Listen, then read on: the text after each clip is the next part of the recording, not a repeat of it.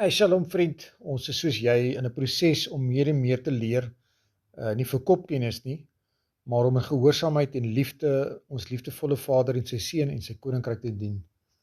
Ja, hierdie module van ons reeks is die inleiding tot tiendes. So in hierdie module gaan ons bietjie gesels oor die vreugde van herstel en geloof, gehoorsaamheid, finansies, en daar is 'n klomp wonderlike beginsels wat ons sien in die skrif, veral wanneer ons kom by Melchisedek.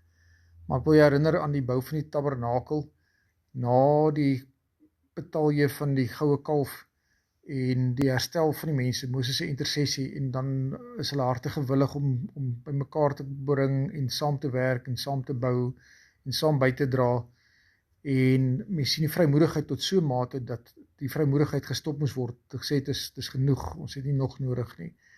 En ook so in die tydperk van koning Hizkia met die herstel van die tempel, die skoonmaak, wat die mense so oorvloedig bygedra het, dat Hizkia ook vir mense moes sê, het moet nie meer bring nie. En met Nehemia na die ballingskap, lees in Nehemia 10 vers 37, En dat ons die eerstelinge van ons growwe meel en van ons offergawes en van die vrugte van allerhande bome, van druiwe en nuwe wyn en olies sou bring vir die priesters in die kamers van die huis van ons God, en die tiendes van ons grond vir die leviete, terwyl hulle, die leviete, die tiendes sou invorder in al ons landboustede. So wanneer daar herstel is geestelik, wanneer daar reinheid is en ons by 'n goeie plek met Vader, dan is daar ook gewilligheid om by te dra en te bou. Hoe werk dit dan vandag? Ons is baie stikkend met die proses van konflikhantering, as ons nou dink aan medegelowiges wat in konfliksituasies beland, in huwelike of met transaksies in besigheid, en hoe maklik ons dit doen, wat die skrif sê ons nie moet doen nie, ons verval na die wêreldse regspraak. En as ons vra oor hoe doen ons hierdie of daardie in terme van geestelike aanbidding, hoe doen ons met ons finansies? En ons kyk na die spektrum, die enorme spektrum wat Vader vir ons geleenthede gegee het, en elkeen het 'n beginsel wat iets losmaak. En ons sukkel daarmee, want ons het nie rolmodelle nie, ons het nie inligting nie, ons weet nie hoe doen ons dit in die nasies nie, ons weet nie hoe doen ons dit in die 20ste eeu nie. Ons wil graag weer terugkom by plek van Numeri 9 se manne wat sê is, maar ons wil ook gee, ons wil ook deelneem. En daar's baie skrifgedeeltes wat praat oor hoe om geleenthede te hanteer. En ons vertrou dat ons al hierdie geleenthede sal dek in hierdie hele reeks oor Bybelse finansies. En ons wil jou aanmoedig om aan te hou gee soos jy reeds doen en soos die Gees op jou hart druk. En dat soos ons die woord saam ondersoek, dat ons sal korrigeer en aanpas. Dit is wel 'n proses, dit is 'n reis na herstel, en ons gaan dit met ander oefen, siklus vir siklus, soos dit hierdie woord werk, jaar vir jaar, fees, tot Messias kom. Tot hy daar kom, is dit 'n gebroke proses, want daar's klompie dinge uit plek uit, maar kom ons bly dit toepas, en wanneer hy is, dan doen ons dit volledig saam met hom. Levitikus 27 vers 30 help ons om tiendes beter te verstaan. Al die tiendes van die land, van die graan van die land, of van die vrugte van die bome, behoort aan Jodhai-Wawai. Dit is afgesonder tot Jodhai-Wawai. En ons leef saam met Vader in sy sien op ons lewe, is daar opbrengs. En in die opbrengs gee ons hom die eerste vrug om hom te erken in dit, en dan ook die tiende. Kom ons kyk na die soorte tiendes.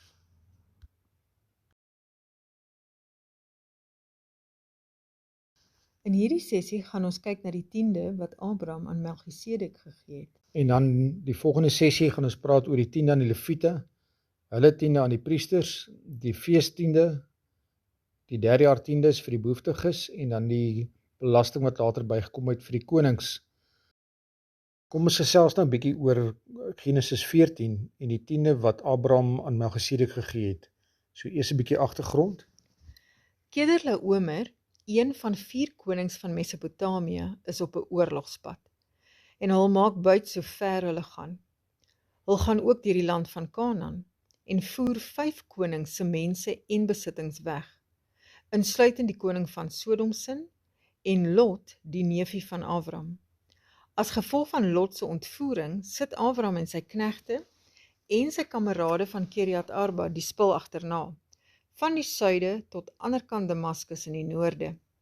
Vader seën Abraham om alles te kan terugbesorg, al die mense en die besittings van die hele streek.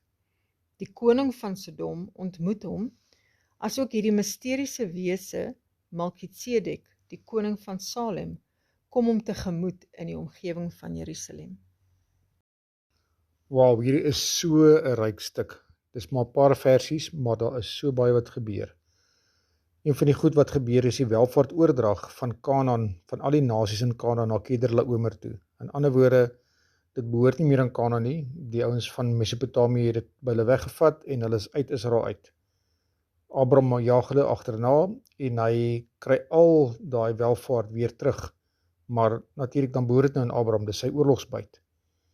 En ons moet besef dit is 'n wonderwerk, want hierdie 4 konings het al die konings van Kanaan verslaan, en ons gaan later in die skrif lees wat Vader se pad was met hierdie ander nasies.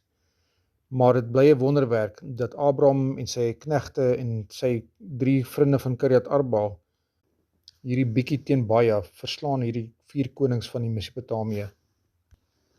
Melchisedek ontmoet Abraham met brood en wyn, en ons gaan nou kyk wat dit beteken, en hy seën hom in die naam van El Elyon. En Abraham, wie's Abraham? Abraham is die geseënde van Vader, die gehoorsame een, die een wat vinnig optree om te luister, die een wat in verbond met hom stap. Kom ons kyk nou 'n bietjie na wat brood en wyn beteken. Die eerste ding wat ek wil sê daaroor is dat wanneer ons hoor brood, dan moet ons dink aan die graanfeeste van Pesach af, Pascha af, tot by Pinkster, by Shavuot, van die garsoes na die koringoes. En dan tweedens die somervrugte en die wyn, die nuwe wyn wat ons het rondom die Loofhuttefees.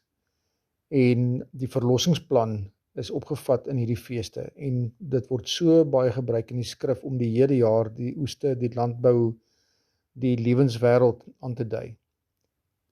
Die eerste en tweede koms van Messias is ook in vasgevang, opgeneem. En dan brood en wyn is ook 'n simbool van verbond of seëning of verhouding. El Elyon kom 4 keer voor in hierdie gedeelte en bevestig dat alles is syne wanneer Melchisedek se oordra aan Abraham. En Abraham snap dit en hy gee die beste tiende van alles vir Melchisedek, eintlik dan vir El Elyon. En Melchisedek tree op as die middelaar. In El Elyon se naam seën hy Abraham, en hy seën Elyon omdat hy vir Abraham gedraai deur die oorlog om gehelp het om te wen. Let wel, die nageslag en die nasies van Kanaan het geen keuse gehad in hierdie transaksie nie, en ek wil regtig jy moet daai tiende wat Abraham gee sien as 'n reaksie op dit wat hierdie brood en wyn beteken en hierdie seëning beteken. Dat Abraham sê, okay, El Elyon, die besitter van alles, van hemel en aarde, gee vir my hierdie, en dis die manier hoe ek dan optree deur vir hom uit sy seëning uit vir hom weer terug te gee. Die vreemde ding wel is dat Abraham hou nie die res van die opbrengs, die oorlogsbyt nie. Dit is syne om te kan hou. Dit is alles in Kanaan, dis alles in sy nageslag uit. Maar Abraham vat die tiende en daar word nie woorde oor gerep nie. En hy gee alles Melchisedek en dan gee hy die res terug aan koning van Sodom. En koning van Sodom dink nog hy kan vir Abraham 'n klomp gee uit, en Abraham sê nee, ek gaan niks hou nie, behalwe vir my 3 makkers van Kiriat Arba, ek gee net hulle 'n deel van die oorlogsbyt. Ek wil net weer herhaal, wat beteken tiende hierso? Tiende is 'n reaksie om te verstaan van verbond en om terug te gee van die seëning wat Vader al reeds gegee het. In 2 Kronieke met koning Hiskia is daar 'n baie mooi gevalle studie om te sien hoe lyk geestelike herstel en dan hoe dit dan van daar af oorgaan na landbou, opbrengs en sukses. In 2 Kronieke 29 word Hiskia koning na sy pa Agas, wat die tempeldeure gesluit het, oorlede is. Hiskia sluit die deure van die tempel weer oop en reël vir die reiniging van die tempel. Hierdie proses van reiniging vat al egter verby die datum van Pesach wat dit gevier moes word, en al besluit om dit in die 2de maand, soos Numeri 9 sê mens kan, te hou, want die priesters moes ook nogal self afsonder. Dan in 2 Kronieke hoofstuk 30 word die briewe uitgestuur om die volk op te roep, om terug te draai na Vader en om te kom dien by Jerusalem om die Pesach te vier. Sommige het net gelag en gespot en geweier om te kom, maar baie het hulself wel verneder en gekom om die Pesach te vier. Daar was egter baie van die mense wat gekom het en nog van die leviete en priesters wat nog nie hulself reg voorberei het vir die fees nie. En toe hulle deelneem aan die Pessach het hulle siek geword. Koning Hizkia het toe vir die volk gebid en ingetree en God het geluister en die mense genees. Nou was daar soveel vreugde dat almal dit sommer nog 7 dae gehou het, asook die vreemdelinge wat hulself by Israel gevoeg het. Ja, hier met koning Hizkia het mense siek geraak toe hulle nie voorberei het nie, en 1 Korintiërs 11 praat weer daarvan, sê moenie deelneem aan die brood en aan die wyn as jy nie jouself voorberei het en skoon gemaak het nie. 2 Kronieke 31 praat van wat na hierdie asemrowende Pessach, en ons moet weet tydgewys, ons nou die 2de maand, ons is heel ver in die graanoes, die koringoes veral, en Shavuot is hier rowwig rondom die 6de van die 3de maand. Nou min tyd oor, en Hizkia nooi die mense om hulle eerste vrug en hulle tiendes en hulle gawes te bring. En die mense doen dit, en hulle trek weg daarmee, veral rondom die 3de maand, hier rondom Shavuot, rondom Pinkster. En die vreugde van die mense hou voort van hierdie Pessach af, verby Shavuot, verby Pinkster, al die pad tot in die 7de maand, wanneer die somervrugte ingebring word, die druiwe, die nuwe wyn, en ons kom weer terug by Melchisedek se patroon van brood en wyn. En met hierdie geweldige oorvloed, wat ook 'n gevolg is van die mense se geestelike welstand, mense se vreugde en hulle gee plaveid die pad vir verdere seën en groei van die gemeenskap. 2 Kronieke hoofstuk 31 sluit baie mooi af en ek lees sommer vir julle vers 20 en 21. Op hierdie manier het Hizkia dit gereël deur die hele Juda.